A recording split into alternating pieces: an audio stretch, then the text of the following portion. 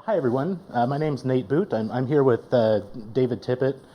We're here with the OpenSearch team. You may or may not have heard of it, but we're going to be here to share with you some of the things that we've done with OpenSearch to kind of help support our community. And of course, OpenSearch helps a little bit with that. The coffee helps a lot. I'm Nate Boot. I'm the Good. I'm the guy on the left, Nate. That's what my mother-in-law calls me, so that's what I use on GitHub. I'm also Nate Boot on Twitter if you'd like to get a hold of me at your convenience. Yeah. And hi, everyone. Here, I'll step into webcam view so I can say hi to the online people as well. I'm David. You can find me, of course, on GitHub, Twitter, whatever. My background is, DevOps engineering, network automation, data engineering. Done a lot of really weird stuff, but I'm really happy right now to be working on the open source OpenSearch project. So I work for AWS, specifically again on open source OpenSearch, which is really nice because the open source crowd is a very different crowd, and you guys are phenomenal. So I'm gonna just step back and forth real quick. And today we're going to be talking about how we here, come in the view. You got it. All right. We're going to be talking about how community data is everywhere. We have these really large communities that exist in so many different places. You have people on Twitter, Reddit, Discourse, GitHub. We have 80 GitHub repos. It's unbelievable. It's not an actual diagram. It's Yeah. just Yeah, metaphorical, so to speak. So with all this data out there and with people talking and we use words, we needed some way to understand what everyone was talking about, where they're talking about. So we needed observability for community, which OpenSearch, which, by the way, how many people have heard of OpenSearch? Okay, wonderful. Well, if you haven't, we're going to tell you all about it. OpenSearch is a text-based search engine.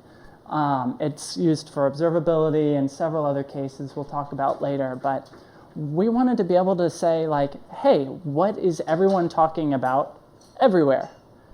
And quite frankly, there's not really a good solution to be everywhere. So we were like, oh, maybe that's where we should step in. it was probably pretty good timing that we did, actually, because we've only been around for about a year now, and there's a lot of places to keep track of, lots of data to analyze. So we did look over a couple of solutions. We're not the first people to try to look at Twitter usage ever, so it's not a unique problem. But we just happen to be dev advocates of open source, so I thought we would eat some of our own dog food and build our own solution. Yeah. And of course, we would take an iterative and incremental approach, as most software engineers do. Yeah. And so we decided to build our own, one step at a time. And speaking of open source, I'm going to talk a little bit about how we built it. Yeah. Well, you don't always have to be an extremely powerful coder to contribute. Sometimes all it takes is a little bit of patience and sticking with problems longer. So if you're ever looking at an IDE going, gosh, I don't know what methods to call, any of that, it's all right, settle down, you're okay. I did want to point out though, each of these things, it's not an exhaustive list, but OpenSearch comes from a long history of contributions from people. All of the things that make up OpenSearch come from a long line of contributions of people. So just this small list of things that we're using to make our solution actually casts this huge net into all of the contributions that all of the people have made to these pieces of our software that we're using. And it feels good. That's why we're here, and I think that's the right way to go about it. Yeah. It's a long list, much longer than this, of all the open source projects that we used to build this, and I'm just super thankful to the open source community. But do you want to talk a little bit about some of the problems we solved with Discourse and understanding what the community is talking about there and what we're doing about it? Yeah, awesome. So we have a forum on running on Discourse, and there's, I guess the problem statement that we're trying to solve is that there's all these subjects of conversation going on. If you've been in the lunchroom downstairs around lunchtime, all these tables, people having disparate conversations you can't listen to them all, but in a certain way, we're trying to accomplish that with Twitter. And so one of the things that we wanted to do was to be able to identify what people were talking about just on discourse as our first step. Our first iteration was getting forum data out of discourse using some APIs. And so that's what I did. So here is my personal favorite visualization. It didn't take much. And so like I said, you don't have to be an extreme coder, but I wanted to talk through what it was that we accomplished here. Now I know the text is a little small because I had to stuff a screenshot in there. What you see is on the x-axis, you're seeing the various categories of conversation. OpenSearch, OpenSearch Dashboards, various plugins.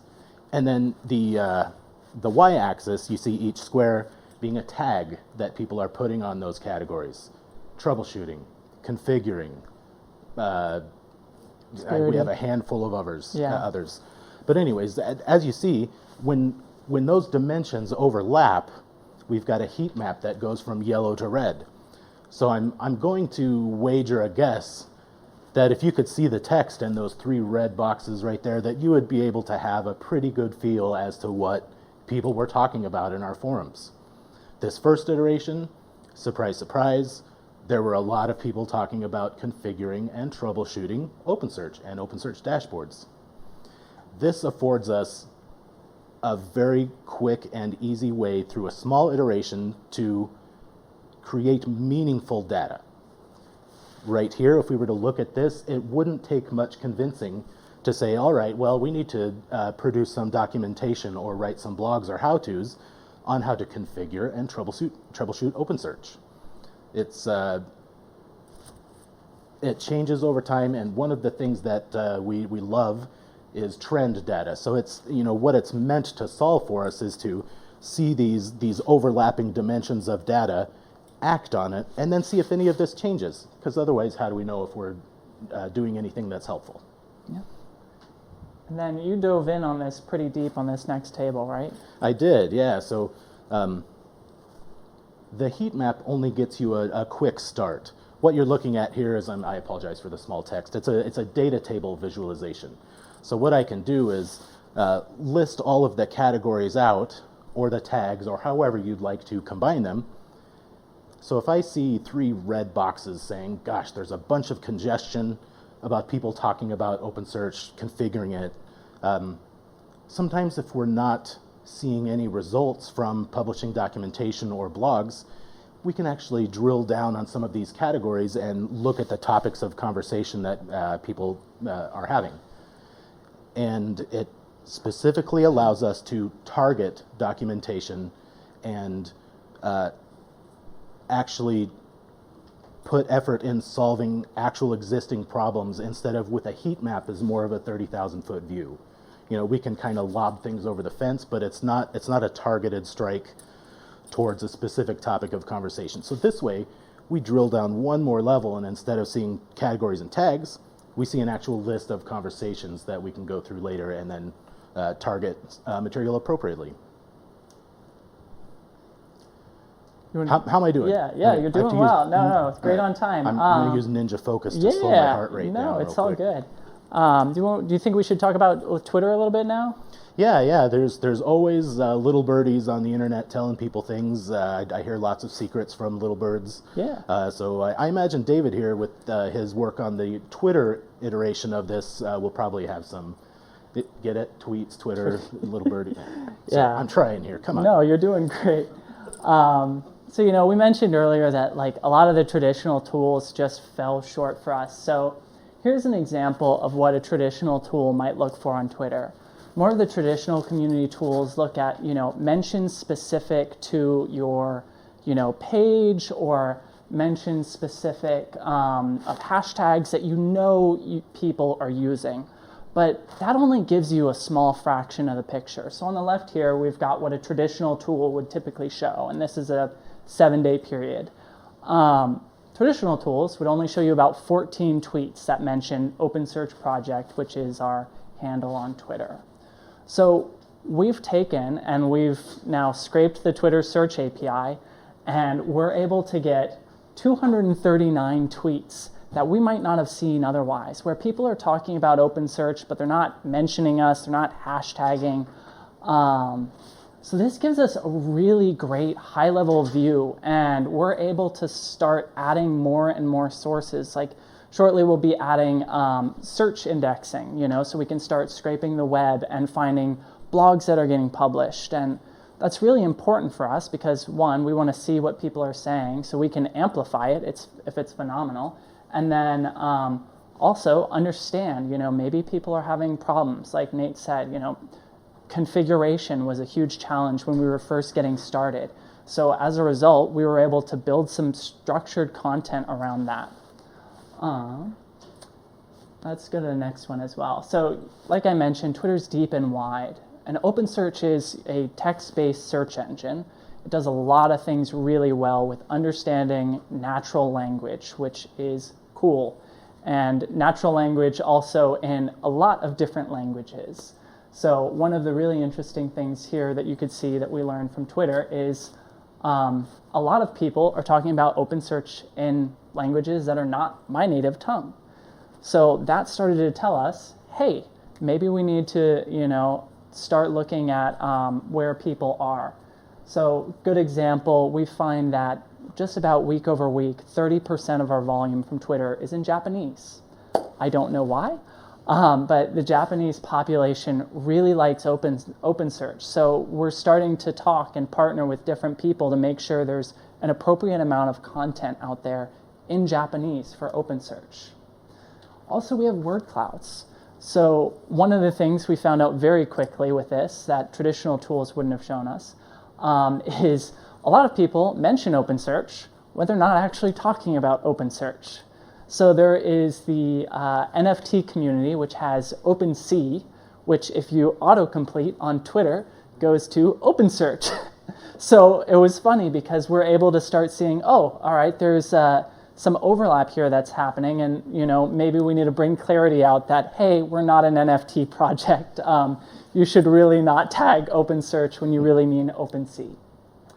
And also we can see, trends like daily counts and top users. So top users is a really great place for us to start digging in and saying, hey, do they have all the content that they need? Do they find OpenSearch easy to use, or are they struggling with it? So we can start diving in deeper and deeper on this. And all of this is powered by OpenSearch and OpenSearch Dashboards, which you're viewing here. And this is an open source project. This project itself, you can go right now and after the presentation, if you want to come up, I have actually done the scrape for Ubuntu Summit because I was curious. I said, hey, I have this. I can spin it up with any search term that I want. Let's look at what people are talking about for Ubuntu Summit. So I have that for after the fact, but and that's because we believe in open source and we believe in contributing back to the community, and we want to contribute this as a way for communities to understand what people are talking about, where their people are. And if we could go to the next one. And OpenSearch does so much more. So if you got to attend Liza's talk the other day, you would know that you can use OpenSearch to search for food and find things, which I regret to inform you, there are recipes that exist with chocolate and garlic. That is I would not choose that as a combination. But there's a lot you can do in the way of like enterprise search. So you're looking for specific documents, products, and it does search relevance. So search relevance is understanding queries better. So, say you're looking for a Sailor Moon ring. You're looking for something very specific. You don't want to just look up Sailor Moon. You don't want to just look up moon rings. You want to see the whole phrase. And OpenSearch allows you to tune that. And likewise, OpenSearch is really great for observability. So we see a lot of people doing large volumes of logs. I mean, into the scale of up to petabytes of log ingestion with OpenSearch. And they're ingesting these and gaining understanding of what is going on in their infrastructure. Are there problems? Are there hotspots? And then there's alerting that comes out of that. So they can get that information to them and start actually diving in and saying, hey, what's going on?